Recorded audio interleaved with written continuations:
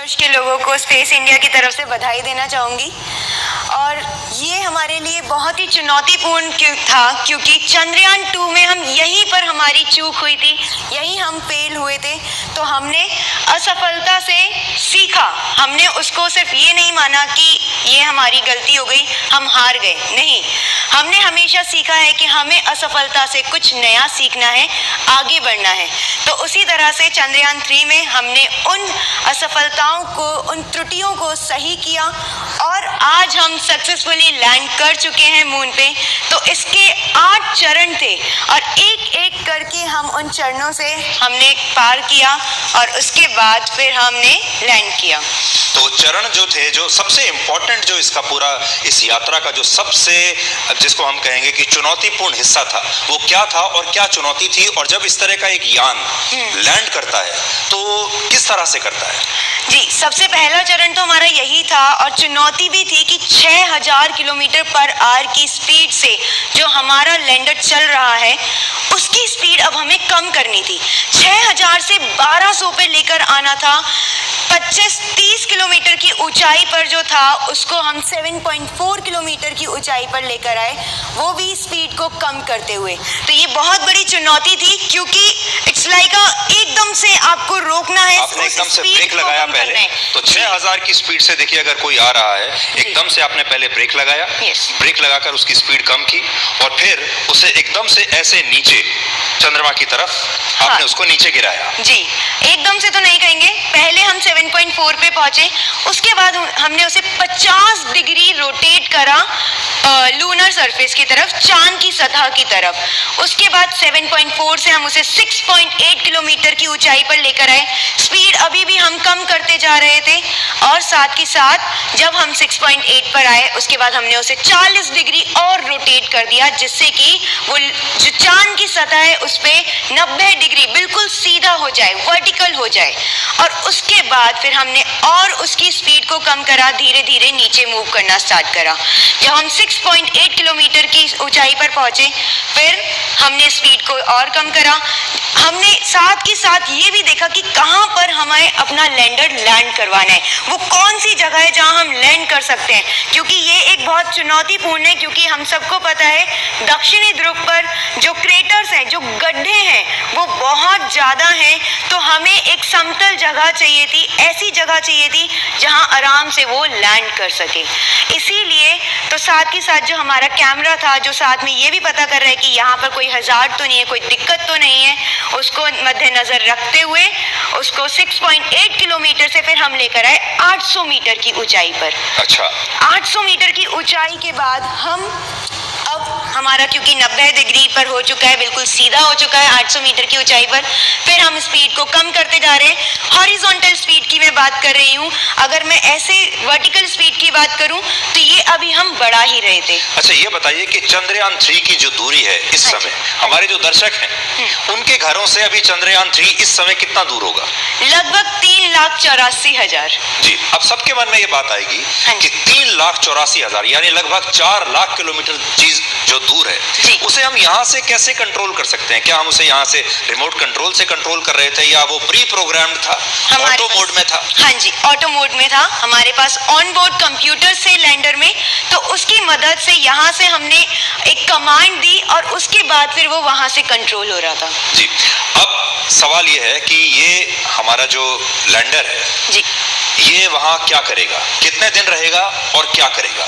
अगर मैं चांद की भाषा में कहूँ तो 1 दिन रहेगा, पर चांद का 1 दिन हमारे धरती के 14 दिन के बराबर है। तो वहाँ पर हमारा जो रोवर है प्रज्ञान रोवर और जो लैंडर है विक्रम लैंडर, वो सिर्फ और सिर्फ 14 दिन के लिए काम करेगा। ये अभी तक हमारा मिशन में हम लेकर चल रहे हैं, पर कहीं ना कहीं उम्मीद है हमें, हमने इस तरह के अपने इंस्ट्रूमेंट्स भेजे हैं कि शायद उस रात के बाद, चांद की रात के बाद, जब हमारा दोबारा वहाँ पे दिन आएगा तो शायद हमारे रोवर और लैंडर फिर से चल दें। लेकिन मिशन की जो लाइफ है हम 14 दिन की ही मान के चलेंगे, पृथ्वी के 14 दिन की। अब इन 14 दिनों में ऐसा क्या था जो हम चांद पर खोज करना चाहते हैं, या ये हमें ऐसा डेटा भेजेगा? क्या फायदा होगा हमें इसका? हमने कुछ इंस्ट्रूमेंट्स भेजे लैंडर में, कुछ रोवर में भेजे हैं। तो इनकी मदद से पहली बात तो हमें जो चंद्रयान था उसका ऑर्बिटर, उससे हमें कहीं ना कहीं कुछ संकेत मिला था कि चांद की सतह पर पानी है, तो हम उसको खोजेंगे। दूसरी बात, वहां पर किस तरह के तत्व मौजूद हैं, किस तरह के, मैं कहूँ तो जो हमारे डेली लाइफ में लोहा, आयरन, मैग्नीशियम, एल्यूमिनियम, टाइटेनियम, इन सब के बारे में वो स्टडी करेगा। बेसिकली लैंडर एक ही जगह पर रहेगा, लेकिन रोवर जो कि 1 सेंटीमीटर पर सेकंड की स्पीड से मूव कर सकता है, वो जहां जहां जाएगा वहां से डेटा कलेक्ट करता रहेगा। डेटा कलेक्ट करने के बाद रोवर जो है वो चांद की सतह पर एक गाड़ी की तरह, एक टैंक की तरह घूमता रहेगा, जो उसके पहिए बनाए गए हैं। हाँ जी, उसमें 6 पहिए इसीलिए लगाए हैं क्योंकि जो दक्षिणी ध्रुव है वहाँ क्रेटर्स बहुत है, गड्ढे बहुत हैं। तो यहाँ भी अगर हम सोचें कि अगर हमारी सड़कों पे बहुत गड्ढे होते हैं तो बड़ा बैलेंस बना के चलना पड़ता है हमें, तो उसी तरह से हमें चांद पर भी बैलेंस बना के रखना है। इसीलिए 6 पहिए लगे हैं, 3 एक तरफ और 3 दूसरी तरफ, और वो जहां जहां से पास करेगा, कितना दूर तक जाएगा ये तो बिल्कुल तभी पता चलेगा। अभी हम कुछ नहीं कह सकते इसके बारे में, क्योंकि हमें भी नहीं पता कि चांद की सतह कैसी है। अच्छा, जिस जगह पर हमारा चंद्रयान 3 लैंड किया है और इससे पहले जो दूसरे अंतरिक्ष यान उतरे हैं चंद्रमा पर, जैसे अमेरिका का मिशन था या फिर रशिया का था या चाइना का था, वो जो स्पॉट्स हैं वो हमारे इस लैंडिंग स्पॉट से कितना दूर है? वो नियर दिख रही है, चांद की ना 2 साइड है, जो हमें पृथ्वी से दिख रही है हम उसको बोलते हैं नियर साइड, और जो दूसरी साइड है जो हमें पृथ्वी से दिख ही नहीं रही है कभी भी, उसको हम बोलते हैं फार साइड।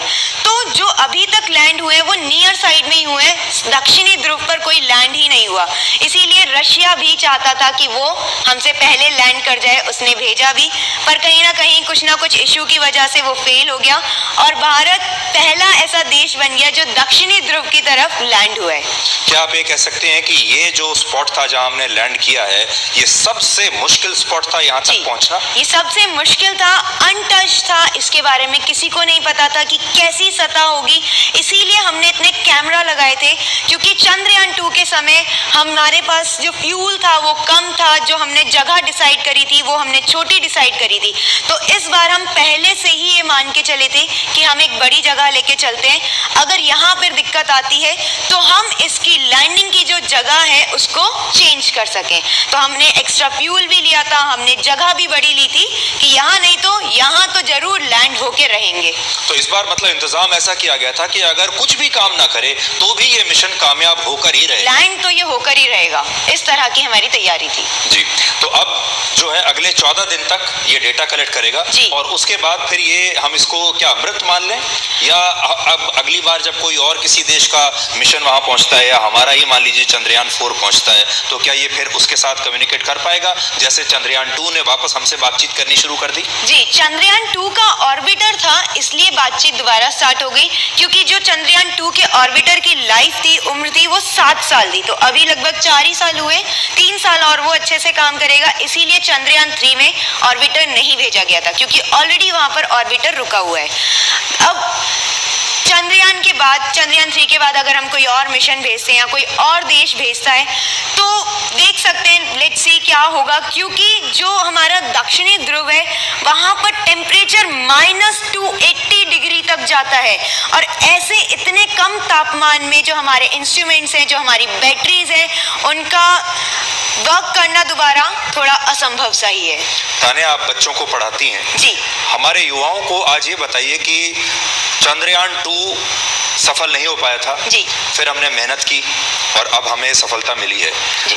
लाइफ मैनेजमेंट के हिसाब से क्या हमारे जो युवा हैं वो इससे सीख सकते हैं? जी बिल्कुल, हमें इससे सीखना चाहिए कि अगर हम एक बार फेल हो गए, हम ये नहीं कह सकते कि failure is the end, no, हमें फिर से कोशिश करनी है।